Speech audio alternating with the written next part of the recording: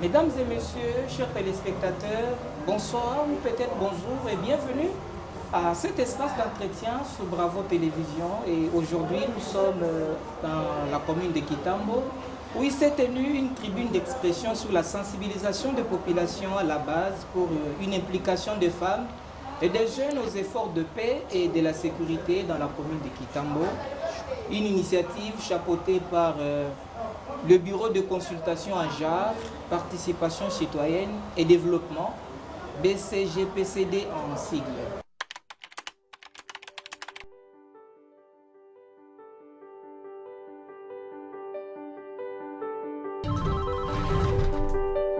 Bonjour, je suis Thérèse Kaloubi, responsable du département de l'expérience client chez Activa Assurance RDC. Cette année, pour célébrer la semaine du service à la clientèle, nous allons partager avec vous les témoignages de quelques-uns de nos assurés. Ils ont accepté de nous faire confiance. Nous avons pu les accompagner, nous avons pu les aider à traverser quelques moments difficiles de leur vie. Madame Cécile Kalongela nous raconte son histoire. Bonjour, je réponds au nom de Cécile Kalongela. Je suis étudiante en DD médecine, j'ai 25 ans. J'ai connu Activa par le biais de M. Adida, un frère de l'église. Il m'avait parlé d'Activa, c'était au mois de décembre 2023. Et j'en ai parlé à mon père. Il a décidé de souscrire au mois de janvier 2024. Alors, il avait souscrit pour des assurances.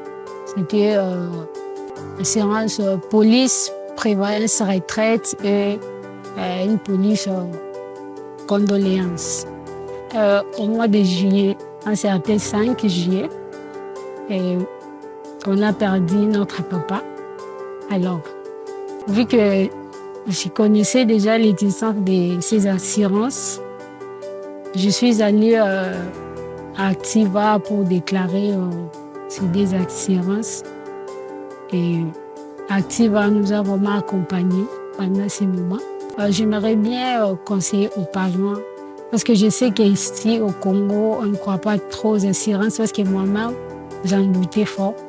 Mais avec tout ce qu'on a vécu, je peux conseiller aux gens de souscrire à Activa parce que c'est vraiment fiable et pour bien où votre argent sera vraiment en sécurité et tout. C'est ce que je peux conseiller. Le rôle de l'assureur que nous sommes est de protéger la population des aléas de la vie quotidienne. Chez nous, humanité, professionnalisme et diligence sont les maîtres mots de notre travail au quotidien. Nous sommes Activa Assurance. Nous sommes passionnément clients. Activa Assurance, passionnément client. Et devant nos caméras, Madame la directrice, à qui nous disons bonjour. Bonjour. Merci Madame la directrice de nous avoir accordé de votre temps pour répondre à quelques de nos questions. Ouais. D'emblée, quel est l'objectif principal de cette tribune d'expression sur la sensibilisation des populations à la base? Notre souhait, c'est de toujours mettre en place ou favoriser le dialogue social inclusif entre les populations et leurs autorités. Vous voyez, avec l'évolution de notre jeune démocratie, pour la première fois, nous avons des conseillers communaux. Et c'est très important, après ces élections, avoir des échanges sur des questions qui touchent la communauté. Et effectivement, la commune de Kitambo est aussi concernée par la question sécuritaire. Lorsqu'on entrait ici d'ailleurs, et c'est par rapport aux informations que nous avons, que nous essayons de toucher nos partenaires pour nous permettre d'aller mettre la population devant les responsabilités. Vous n'aurez jamais un policier devant chaque maison, dans n'importe quel pays. Vous aurez une police pour protéger tout le monde, vous aurez une armée pour protéger les... Il est important à un moment de mettre la population devant ses responsabilités lorsqu'il s'agit des questions de paix. La résolution, dans le cadre de la célébration de 25 ans d'adoption de la résolution 1325 du Conseil de sécurité des Nations Unies qui parle de paix, femmes, paix et sécurité, y compris la résolution 2250 qui demande aux États d'impliquer la jeunesse dans la construction de la paix. Et voilà le travail que nous faisons pendant ce mois. Vous savez, en date du 31 octobre, on aura 25 ans depuis l'adoption de cette résolution 1325. 2250 a été adoptée en 2015. Donc nous allons vers la population, ensemble avec nos autorités locales, en présence des représentants, des leaders communaux, des femmes, des jeunes. Nous essayons de dialoguer sur notre apport comme population dans la construction de la paix. Et vous avez vu comment les femmes se sont exprimées. Elles ont pas mal de problèmes. Elles vont au petit marché vendre, mais le soir, elles se retrouvent dépouillées. D'autres jeunes gens qui se permettent de se mettre au coin pour troubler l'ordre public. Et même aujourd'hui, quand on venait ici, on a trouvé la police qui venait déposer des jeunes gens. Justement, Madame la Directrice, mais pourquoi insistez-vous particulièrement sur l'implication des femmes et des jeunes dans les efforts de paix et de la sécurité? Parce que, d'abord, dans les efforts, là, vous trouvez des femmes qui sont victimes, mais des jeunes gens aussi qui sont auteurs de ces actes de criminalité et tout, de violence. Et voilà pourquoi il est important de les engager. Parce que ces jeunes gens viennent des maisons. Ces jeunes gens viennent de familles, viennent de nos quartiers. Il est question de les associer de façon claire pour mener une vie paisible. S'il y a quelque chose pour laquelle on doit se battre dans une entité administrative locale, c'est la paix. Et c'est ce que nous faisons. Quels sont les principaux défis rencontrés dans la commune de Kitambo en matière de paix et de sécurité? En tout cas, en matière de paix et de sécurité, vous savez, aujourd'hui, la commune de Kitambo est en plein chantier. Presque partout, il y a des chantiers, on a cassé. Maintenant, les mamans ont difficile même à prendre des taxis. Elles sont obligées de prendre des motos avec tous les risques. Mais aussi, il y a la question, la maman a soulevé la question de non-scolarisation des enfants. On a parlé de la gratuité de l'enseignement, mais dans le fait, vous trouvez ces enfants qui ne vont pas à l'école. Lorsque tu n'as pas une famille pour te soutenir, même sur le plan alimentation, la gratuité de l'enseignement par rapport à cette catégorie sociale devient vraiment quelque chose qui n'est pas réalisable, matériellement réalisable. Donc, il est question de continuer à mener des plaidoyers pour voir comment s'occuper de ces enfants qui traînent dans la rue, leur donner une bonne éducation parce que ce sont des citoyens de demain. Et si nous laissons nos enfants traîner dans la rue, quel avenir pour eux? Donc, il était donc important. Il y a d'autres questions qu'on a soulevées, des naissances. Vous trouvez des mamans en situation de vulnérabilité parce que les filles sont engrossées et ça crée des problèmes de vulnérabilité au sein des ménages, auprès des parents, ces filles qui ne trouvent pas les auteurs de ces grossesses-là. Et je pense que nous comptons revenir parce qu'il y a pas mal de problèmes ici et nous devons nous organiser pour apporter des solutions avec le concours.